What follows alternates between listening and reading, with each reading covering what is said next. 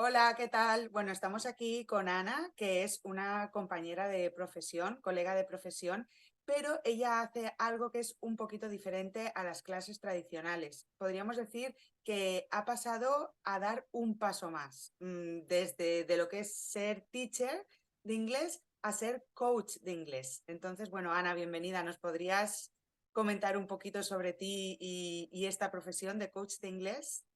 Hola Tania, muchas gracias por tu presentación. Hola a todos. Y sí, yo empecé como profesora de inglés para negocios, inglés profesional, y fui como evolucionando hacia el coaching. Fui descubriendo el coaching, que es aplicar mucho psicología para la parte de comunicación, o sea, entender que cuando estamos hablando en inglés es la habilidad de comunicarnos. Entonces, es un todo integral donde además de todas lo que son tus emociones, todas esas cosas influyen en cómo te estás comunicando. Entonces, tal vez tienes un bloqueo, tienes una timidez, sientes que tu inglés no es suficiente y te da mucha vergüenza. Entonces, los que hacemos coaching trabajamos también la parte emocional que acompaña a lo que es comunicarse en inglés para eso que queremos realmente, que es fluidez y confianza. ¿Y cómo empezaste con esto? Es decir, ¿cómo conociste el coach de idiomas y decidiste empezar? Muy buena, muy buena pregunta. ¿Cómo llegué yo al coaching? Pues ha sido un poco una mezcla de mis intereses personales. Me interesa muchísimo la psicología, practico meditación, practico mindfulness. Son procesos que me han ayudado mucho a mí en mi vida. Entonces, ha sido a lo largo de trabajar durante más de una década con muchos profesionales, de ir, que yo siempre quería entender la raíz de por qué se sentían así, por qué se sentían tan bloqueados. Entonces, no te ibas un poco a la venga, a la gramática, vocabulario, pero esa no les ayudaba y entonces me fui a la parte de psicología, es decir, ¿qué es lo que realmente te está haciendo que te bloquees tanto, que te sientas tan nervioso, que no seas capaz de avanzar, que el inglés te parezca un tedio, que no te guste nada? Entonces, indagando un poquito más ahí, llegué a lo que es más la parte del síndrome del impostor, del perfeccionismo, y ahí las herramientas de coaching son muy buenas, y luego la de crear hábitos. Entonces, al final fui evolucionando hacia esa área. Y este alumnado que normalmente es, bueno, gente profesional, pero que también puede ser personas que van a presentarse a un examen de inglés. Y yo, por ejemplo, en mi caso, lo que sí que he tenido en algunas ocasiones es intentar ayudar al alumnado que está totalmente preparado para hacer el examen a nivel gramatical, a nivel vocabulario, es decir, a nivel idioma está preparado, pero a nivel psicológico se bloquean y entonces cuando van a hacer el examen ya no lo pueden hacer. Entonces, o lo hacen, pero lo hacen muy mal porque se ponen muy nerviosos o simplemente se bloquean. Que esto a mí me recuerda al carnet de conducir, ¿no? Como que hay gente que tiene toda la teoría, pero en el momento de ponerse a conducir se atascan. Entonces, ¿tú ahí cómo les ayudas a esas personas? Totalmente, o sea, qué buen ejemplo, pasa mucho, sobre todo las personas que trabajan la parte de preparación de examen o cuando vamos al examen podemos preparar mucho lo que es el examen, todas las preguntas, sabernoslo súper bien y esto pasa mucho, por ejemplo, el inglés nos centramos mucho en la parte de gramática, vocabulario, que es la parte de lengua, pero no en la parte emocional. Entonces hay que trabajar mucho también cómo tú te estás sintiendo y aquí tenemos que irnos al cuerpo, por eso las herramientas de inteligencia emocional nos ayudan un montón, es decir, ¿dónde estás sintiendo esa timidez, ese miedo, esos nervios? ¿Por qué razón? A veces esto se va al pasado, se va a lo que te ha ocurrido antes, puede que antes hayas suspendido un examen y que ya te pongas en, lo voy a suspender. Entonces es trabajar mucho la parte de mentalidad, que es un trabajo que se llama mindset, ¿no? Es un trabajo de irte de la mentalidad, se llama mentalidad fija, a la mentalidad de crecimiento. Si no suena esto de nada, viene a ser como empezar a disfrutar del aprendizaje en sí y soltar un poco esta fijación con el resultado y empezar como a disfrutar de aprender. Ahí es donde un poco cada vez cuando vamos como separando un poco, ¿no?, de lo que es la nota que quiero sacar, un resultado, al final sacas el mejor resultado y disfrutas más del proceso y te libras un poco de los nervios, pero digamos que es llevar a la persona en un proceso para que vaya como al final el tema del perfeccionismo, el tema de cómo nos sentimos nosotros a veces, esta asociación de no es que fracasar sea parte del proceso, me siento fracasado. Entonces es empezar a desasociar esas dos partes, que la persona empiece a entender que no existe, que por el hecho de fracasar tú no eres fracasado, simplemente es parte del proceso de aprendizaje y crecimiento de todas estas cosas. Y creo que en nuestro sistema educativo falta un poco esto y que se empiece a disfrutar más de aprender y no tanto obsesionarnos con el resultado y si al final vas a conseguir mejor resultado, de hecho. Claro, porque si te obsesionas con tengo que aprobar, al final muchas veces simplemente esa necesidad de aprobar es la que te está bloqueando, ¿no? También, y no disfrutar de...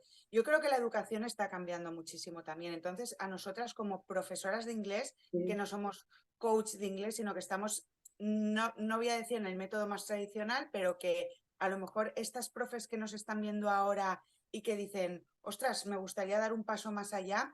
¿Qué aporta el coaching en el aula? Es decir, a una docente de inglés que está ahora mismo en un aula, yo, por ejemplo, creo que lo veo súper efectivo para profes que trabajan con adolescentes, porque están en un periodo de sus vidas un poco más, no complicado, pero más delicado, ¿no? En cuanto a el aprendizaje, porque el cerebro sufre una serie de cambios, igual que cuando son toddlers, que son bebés, van evolucionando y tienen unos cambios a nivel cerebral. En la adolescencia ocurre esto, ¿no? Entonces, profes que están trabajando en la ESO, incluso también en bachillerato, ¿qué nos puede aportar el coaching en el aula?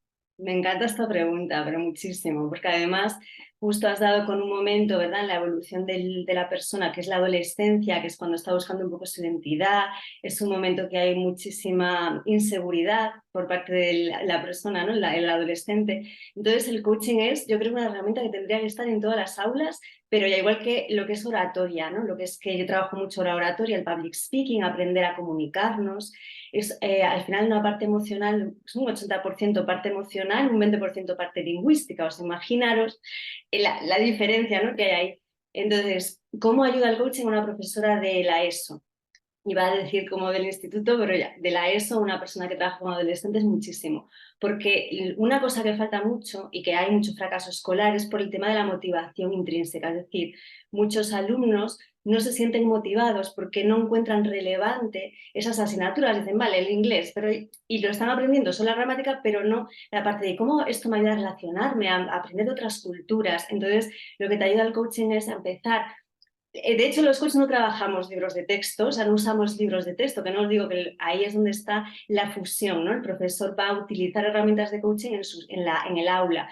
No te digo que ya dejes los libros de texto, puedes seguir ese currículum, pero que apliques esas herramientas que ayudan a motivar a tus alumnos. Es decir, no solo cada vez tienes un currículum, vale, hay que leer estos libros en inglés, pero esos libros en inglés a tus alumnos es que no les interesan. Entonces, encontrar tal vez otro tipo de lecturas que hablen de sus realidades, utilizar música con canciones que ellos estén ahora escuchando, analizarlas. Ahí es donde llegas a la motivación intrínseca de la persona y es esa alinear la parte emocional con el aprendizaje, y ahí es donde consigues que la persona empiece a disfrutar del idioma y es como lo va a incluir en su vida, lo va a aprender mejor.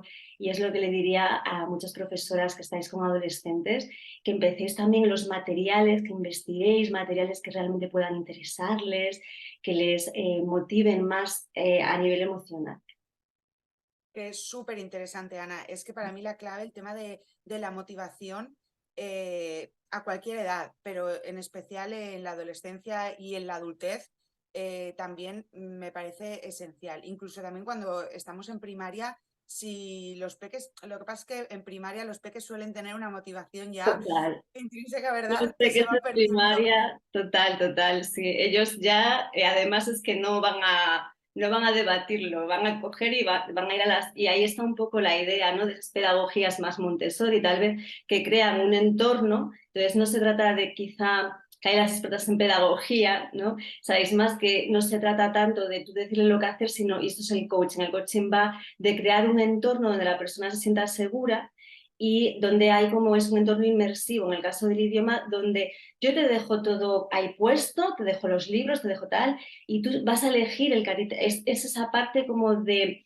retroalimentación donde somos un equipo. No hay esa parte directiva, tal vez de yo darte información, como es más en la enseñanza, sino hay como una especie de crear una sensación de equipo donde la persona toma elecciones, donde la persona elige. Entonces, ahí los niños, por ejemplo, tienden a hacer eso siempre y es importante mantenerlo también según va evolucionando la persona, ¿no?, de mantener esa motivación. Qué importante es. Bueno, pues mira, yo creo que, ¿sabes qué? Vamos a dejarles con un poquito más de ganas a nuestras compis profes, y vamos a seguir grabando pequeñas píldoras de este tipo porque yo creo que podemos ayudar mucho y que es algo que poco a poco se tiene que conocer, el coaching de idiomas o el coaching educativo también, porque creo que es una herramienta o un conjunto de herramientas que nos pueden ayudar muchísimo y cambiar un poquito ese paradigma en la enseñanza que tanto se necesita y que se está haciendo poco a poco. Así que despertemos las mentes para que la enseñanza, no sé, sea de una forma un poquito más interesante para nuestro alumnado.